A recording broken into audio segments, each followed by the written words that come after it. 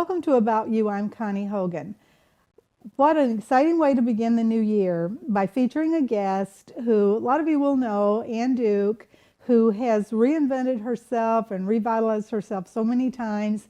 And maybe you didn't know, but she has a side hustle now as a stand-up comic, which we can't wait to hear about. Ann currently serves in her day job as Chief Development Officer for Habitat for Humanity Oakland. And she's been involved in many nonprofits in our community. And she was an OG, original team member for Our magazine when it was starting several years ago. And Our's just all of our favorites, especially my favorite. And for all of these accomplishments, Ann has been given the Spirit of Detroit Award, and we're going to hear all about it. Ann, welcome. Hi, Connie. Gosh, you make me. I feel. You feel so important. I don't know if I'm tired or old. Oh no, we're not going to say the old word. Old. Yes. Well, let's start from the beginning. Okay. Now I know I like to always start with where you went to college. We were talking earlier. You were at Michigan, and I was at Notre Dame. Yeah. So I grew up in. I'm a Michigan girl, born and raised. I grew up in Monroe in what I like to call an extremely functional family. All right. With 4 brothers and sisters. I was a theater kid, I was a total theater geek as a kid, and had my eyes set on going to Broadway and being a star.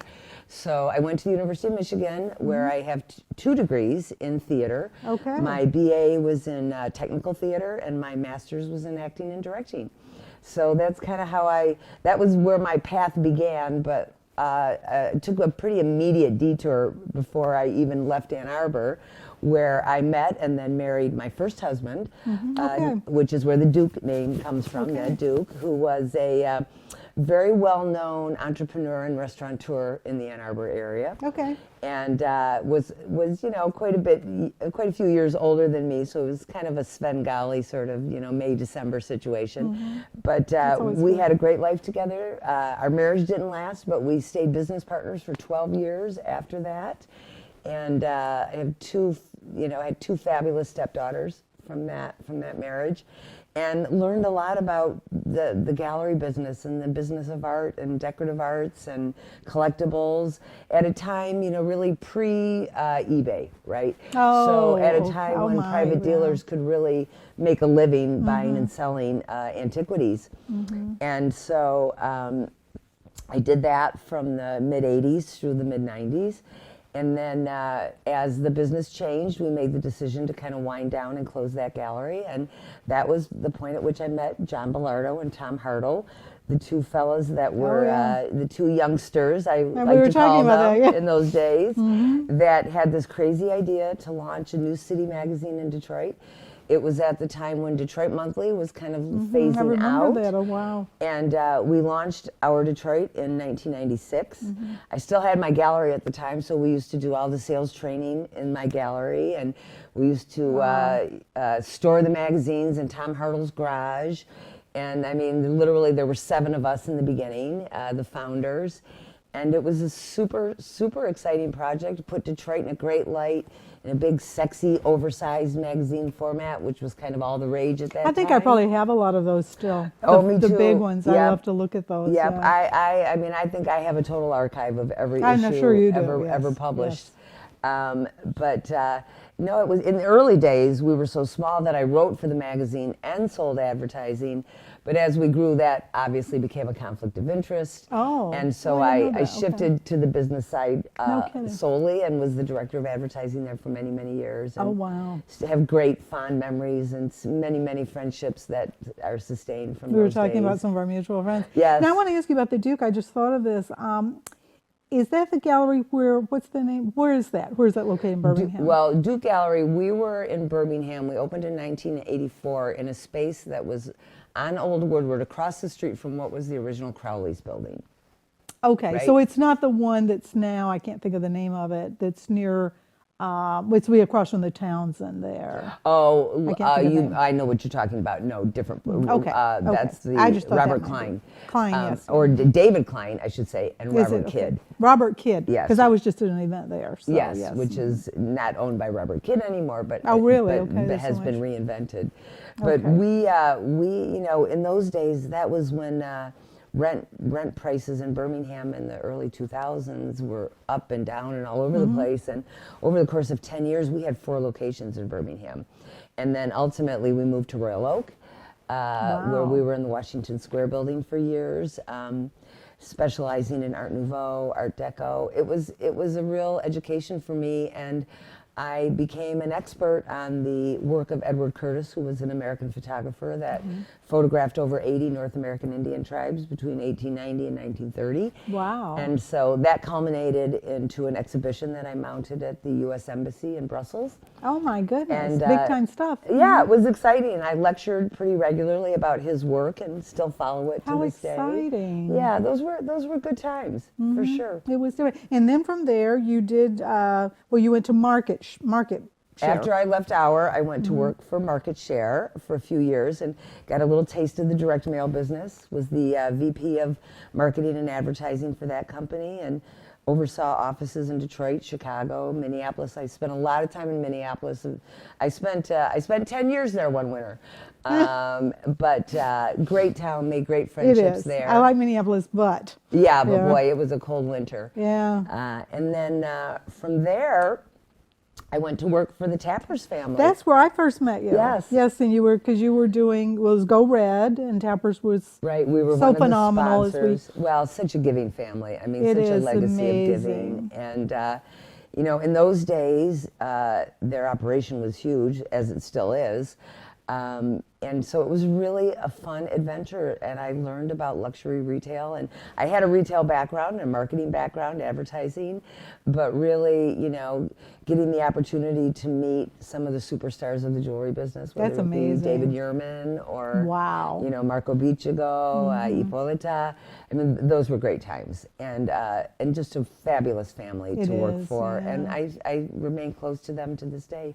Yeah, we were talking earlier a little bit. We're going to say this, it's Right. just such a different, it's a change in their business now, the Right. business model, because of Well, everything. I mean, you know, for one thing, just the online retailing Right. part of it. is brick part and of mortar it. retail is definitely going through, some transition, Mm-hmm. and I'm so proud of the way that they have reinvented and grown in a challenging retail market. They're family owned, and That's amazing. I used to say, you can't swing a rope around there without hitting a tapper. They're everywhere. I God know. love them. Amazing. And they're all still there, and it's when I go there now, it's still like old home week. I love That's seeing my fabulous. friends there. And they're starting we can talk about Yep, this, they're new building out a in- new store in Novi, Novi, which is very wow. exciting. So I excited believe to they're hear that, yeah. expanding at Somerset, and the Orchard Lake store was just remodeled a couple of years ago. So they And here I was asking you, are they doing okay? Oh, they appear to be doing more than okay. I'm glad to hear that. I'm so happy for them. Because I hear so much stuff. I watch too much Beverly Hills stuff, and Right. all those, they're not doing as well as Tappers in Detroit. Well, they've They're got not. a formula, and they They take work good it. care of people, and so that's at the That's end of the what day, happens, yeah. that's what it comes down to. So let's switch gears a little bit to the boards and all the nonprofits, because that's Nonprofits. how we met. So Sure. you were of course, you talked about the Detroit Area Art Deco Society. Talk a Yeah. little more, and I'll go through that. Yeah, that was my baby. That was and your baby, in the I guess mid '80s. I was selling Art Deco at my store, so I met a lot of collectors, a lot of people in the community, and there was a great deal of interest. And it was at a time when historic architecture in Detroit was not being taken care of the way it is was it? today. Oh, okay. And so we started the society really kind of as just a little fun collectors group. But over the years, I think we accomplished some amazing things. We worked with Chuck Forbes and his group when they moved the Gem and Century Club from its original location around the corner. And remember the little Elwood bar that sat on the property that's now parking lot for Comerica Park?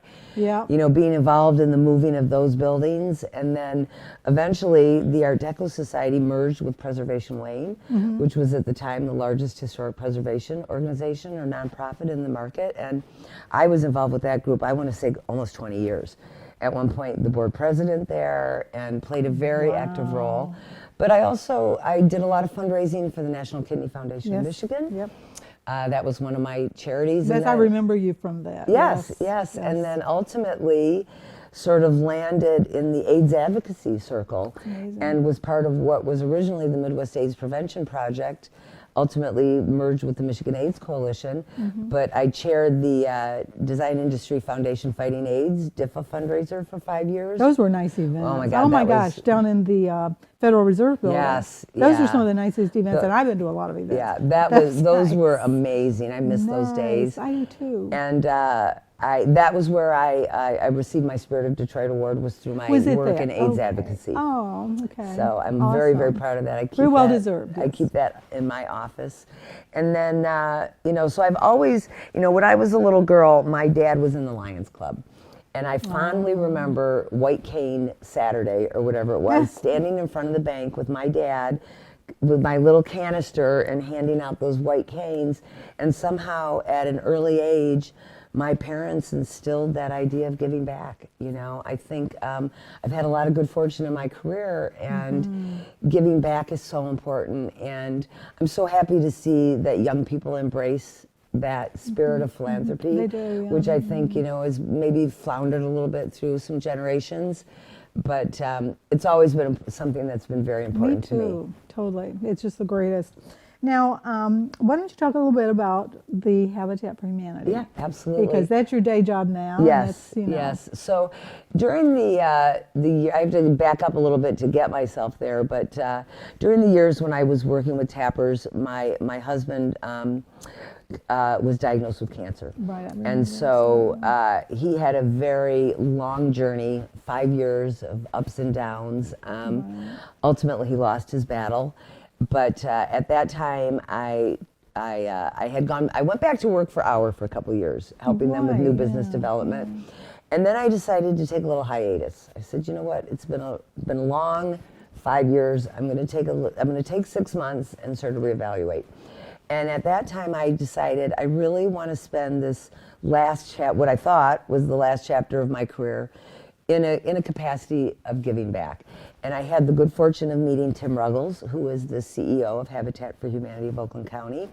And he offered me a position at the time, which was Director of Philanthropy. And I came on board there and grew with the organization. I've been there a little over 4 years now, and now Chief Development Officer. Wow. And I got to tell you, a lot of people are familiar with Habitat. Habitat for Humanity is one of the strongest, most certainly one of the top 3 nonprofit brands of the world, but also one of the top 30 brands, period, in the world. And the work that we do is really phenomenal, and helping people achieve that dream of not just home ownership, but safe and affordable housing. People think of Habitat as this organization that just puts people in homes, but we do so much more. Financial education is a big part of what we do. We have Habitat University, which helps people get on the right. A lot of times they come to us and they want to be in our home ownership program, but for some reason or another, their finances aren't in the right place, or their debt to income ratio is off whack, or their credit score got knocked out of whack. And they work with our HUD certified counselors at no charge, sometimes for up to a year or two, to get themselves in a position where one of a number of things will happen. Either they are then eligible to be in our homeownership program, or oftentimes they're now in a position to buy on the open market, which is a wonderful thing. That's amazing. I didn't know all of this. Yeah. I think the kind of assumption with a lot of people is they're just given houses. Yeah, well, that's the biggest misnomer about Habitat, that we give houses to poor people. Right. And our program is a hand up, not a handout. So every Habitat homeowner has qualified and demonstrated need, number one. They've demonstrated that they can pay a mortgage, which is within their means, and they dedicate 300 hours of sweat equity. Sometimes swinging a hammer on their own house, sometimes working on another house, sometimes volunteering at our office or our restore. So these Habitat families really become part of our larger family. Every year we have a big Christmas party where they bring their kids and they all kind of congregate together. And more recently, we've really gotten into the business of critical home repair. because what's happening in this country is we have this burgeoning baby boomer population, and we do not have enough infrastructure in retirement communities or places or affordability, and affordability as well for these folks to land. And oftentimes they need major repairs done on their homes, but they don't have the wherewithal to get it done. So and not just us, but Habitat across the country has moved very heavily into this critical home repair arena. In tandem with the Department of Housing and Urban Development, which is putting a lot of resources into helping seniors age in place longer. Okay. So just through simple modifications sometimes to an existing home, a senior is able to stay in that home. And you know what, let's face it, a lot of seniors, that staying in their home is very important to them. So we help make that happen for people, and it's so rewarding, that work. Now here's my $60 million question. Is Jimmy Carter still involved? So yes, that is the second misnomer about Habitat, is that people think that he was the founder of Habitat for Humanity, which was actually founded by a gentleman named Millard Fuller in Georgia back in the 70s. Jimmy Carter came on as an advocate and an ambassador for the organization. Well, he sure got a lot of credit, didn't he? Well, he sure did. And you know what? He brought and he continues to bring a really bright spotlight to the organization. And really up until just a year ago, I think last year on his 90 whatever birthday, he was out on a job site. Oh, I know. Swinging a hammer. He and Rosalind both. They're incredible. So, I mean, talk about a president that accomplished so much in his post-presidency. Well, yeah, and I won't get into politics, which they don't let me do here. Right. But he was better as a post-president than he was president. I think most people would agree with that. For sure. And what, great guy. I'm from Georgia. Habitat, interestingly, is an organization that was only founded in the 70s. Right. You look at other major nonprofits, the Red Cross or Salvation Army, that have been around for a century, right? And what has been accomplished by Habitat in that short history, not just in this country, but in 70 countries around the world, where they're helping that dream of safe home ownership or safe and affordable housing available to people. That's amazing. Now we've got some time left, and I want to start talking about your stand-up, the fun part, your stand-up comedy, and I'm going to read something, and then you can back up. Okay. For younger audiences, Anne is your mom's sassy, sexy best friend. My mother had friends like you. Didn't everybody?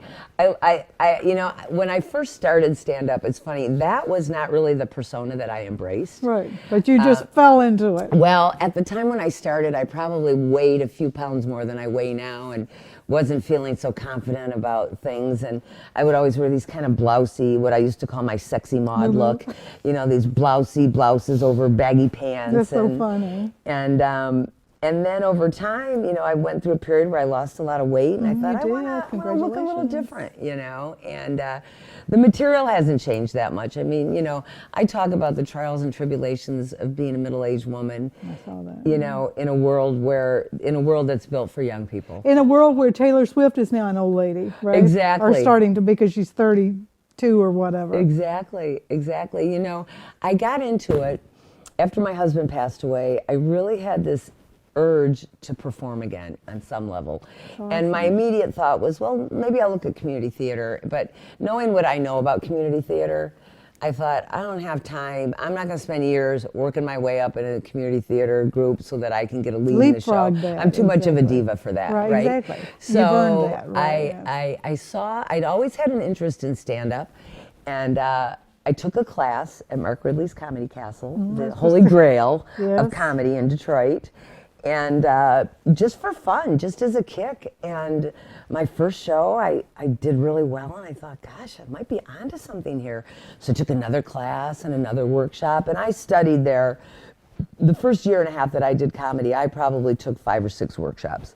And I'm very pragmatic in my approach to things. So I really wanted to learn the craft, not just get out. A lot of people that get into comedy do it because everybody at their office tells them they're funny. Oh my right? goodness. Yeah. To be able to tell a funny story about your weekend at the water cooler is a lot different than doing stand-up comedy. I would imagine, yes. And so I really just took a shine to it and learned the mechanics of it, learned how to write a joke, learned how to tell a story, learned how to deliver a punchline, create a tagline, create a callback, all those things that, that most people don't know or don't, understand that that's part of it. And it's been a really fun ride, let me tell you. Well, you're at a point, I mean, let's face it, where you're not depending on this for something. You know what I mean? It's not like you're 20, well, you look 20, but I mean 25, but you're going to LA or wherever, Vegas or whatever, to start this. I would think that would be the most high pressure, stressful thing in the world, though. Well, when I got into it, to me, the end goal was, I want to be able to host a weekend at Mark Ridley's Comedy Castle. That would be like, if I could do that, I will have achieved my dream. Well, that happened. Oh, wow. And then I thought, okay, what's next? And then I have a really good comedy mentor, a guy named Mike Jeter, who's a comic, been in the scene for a lot longer than I have. We've actually just started a business together. We're producing shows now. Really? But oh, wow. he really kind of changed my mindset about what I could accomplish. Okay. And comedy, sadly, like a lot of businesses, doesn't have as many women in it as men.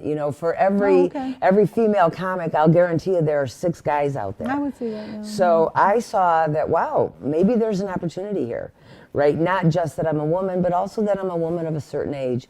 Because if you go, Connie, you walk into a comedy club, who's in there? People that look like you and me. Yeah. That's who's going to comedy clubs. Yeah. And that's that little niche or that audience that I found that I can relate to. I did a set or segment in a show in Ann Arbor this week, and I did a joke about taking my 87-year-old dad to the urologist, which it's just the thought of it is funny. And I swear 3 or 4 different women came up to me after the show and said, you know what? I am in that same boat. Oh my gosh. I'm taking my dad to the doctors these days too. So there's, I like to just look at the kind of funny little circumstances of life that are either ironic or funny or, listen, I'm at the tail end of the baby boomer generation. You're probably right in there too. We're of that generation where our parents are also baby boomers, right? Well, so my dad's an early baby boomer and I'm a late baby boomer.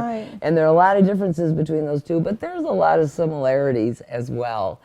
And, my daughter lovingly loves to refer to me as boomer, whenever I say something antiquated. But a lot of these older people, though, they're trying to put themselves in boomers, but they're really not. They're pre-boomer. They're greatest generation. They're greatest generation, but they won't admit that. Yeah. And I'm like, so I've gotten in fights with people about that. Yeah, well, I've always been fascinated by generational differences. It is, oh yeah. And it's crazy. Being in the sales world for most of my career and teaching and training salespeople on how you work in an environment when you're selling to people that are across 6 generations, and the way that you're going to approach a boomer is going to be way different than a Gen X or a millennial, and I find that part of the sport or the challenge of it, right? And it's the same way in a comedy club.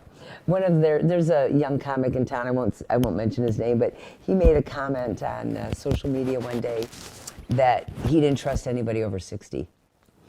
And my immediate response was, well, that's good because those of us over 60 don't trust anybody under 30. Right. So that's for there's to you, Nick. That's for sure. But,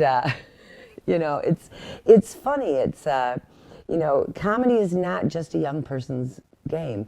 And when I decided to get back into some form of entertaining, it was ideal because it was something I could work on my own. Write my material on my own, don't have to go to a rehearsal with 5 other people, work as much or as little as I want. And I have friends that are out 5 nights a week doing open mics, and really? I've got a super busy life. If I do 4 to 6 shows a month, that feels like plenty for me. Okay. Okay. So it's not a lot, not a whole lot. Right. When I first started, I would, any opportunity I could get to get on stage, I would take it. But being a trained actor, the actual presentation of the material is not the hard part for me. The hard part is coming up with the premise, the idea, and then making it funny. Because you have to have your ideas before you go out there. Right. But you're not just writing it out. I'm not one of those wing it type comics. Right. And you see them, people that do a lot of what we call crowd work, which, to me, my stuff has all been written, curated, edited, and edited again. I have and nowadays, like we were talking a little bit earlier, you have to be very careful about what you woke can and stuff. cannot I mean, say. really. I Right. mean, let's be real. Well, I mean, look at what's happened. I mean, look at Dave Chappelle. I'll just Exactly. throw the name out. And I'll say for the record, I like him. And, you know, but he's just been under fire like crazy. I mean, oh my Right. God. Well, and this is a discussion that happens pretty regularly in circles of comedians. Yeah. What can I say? What can I not say? I had a joke I was working on, and it had like an Auschwitz reference, and I rolled it out twice, and both times I wasn't, you know, to me, Probably if better I'm to not just stay comfortable away with from it, it. I'm not Yeah. going to do it, right? I had a bit that had a little COVID joke in it. Well, that, yeah. I had a friend in the healthcare industry. She's like, I don't like that joke. Oh, I said, okay, then I well. won't do that joke when you're here. Okay. But it's true. You have to be so careful. And really, I mean, comedy is one art form. You know, comics say the things that everyone else thinks and are afraid That's to right. say. And that's what the funniest stuff is. Right, right. I mean, Yeah. you know, every story, you know, everything is embellished Right. for effect, right? Right. I mean, we haven't talked about this, but I think you know I've been widowed twice, Right. you know, which is a very sad and tragic thing in my life. But you have to But I move- found a way to make it funny. That's awesome, You yeah. know, and maybe cast some aspersions that I don't know, maybe it had something to do with it, you know, and inevitably, people will come up to me after a show and say, "Did you really kill your husband?" I'm like, "Well." Well, this is a great segue because we Yeah. are running out of All right, time. let's and say- I think we should because the police are not. They're knocking at the door. I'm kidding. But before we go, I do want to ask you this question. Who would be, like, say, on a national level, or maybe even all time or current, who's your favorites? Well, male or female? Right now, Male I and got to say, female. my favorite comic is Sebastian Maniscalco. I don't have any idea He's who an that Italian is. comic. He's also an actor. He does observational humor, but he has a physicality on stage. I'm not one of those comics that stands at a microphone and doesn't move. I like to work the Right. stage I think and most work of the them do crowd, that, yeah. and I'm so inspired by him. There are a lot of comics I love, but when asked who my absolute favorite is at the moment, I'll look that up. I gotta yeah. say him. How about on the women's side? On the women's Are there any? side, Don't tell me Chelsea Handler. Well, I'll Ugh. tell you, I think we'll talk about this. I'm producing the Traverse City Comedy Festival. Yes. I love Maria Bamford. She'll be there. I don't know any of and these people, yeah. Jackie Cation, who is another one who's actually in town this weekend. If you saw Maria, you would know exactly who she is. What's her she last had name again? Bamford. Bamford, She had her own TV show, and she's been on Seinfeld and Larry, Okay, you I know, probably Curb Your would, yeah. Enthusiasm. Seinfeld was She's done a lot of guest spots, but she's brilliant, and I'm so excited to meet her, you know, Wow. and work with her in a couple of weeks. That's amazing. So you've really met, in addition to, you know, your business, your philanthropic world and everything, you've just met so many of these people too. So Yeah, it's been fun. And I'm looking forward to meeting more. that's right. Well, thank you so much, Ann, Of for course. being here. I think we could have another show, but we won't Okay. today, but maybe later. Okay. When you, as you develop, and congratulations on Thank you. everything you've Thank accomplished. you. And thanks for being here. And thank you for watching today.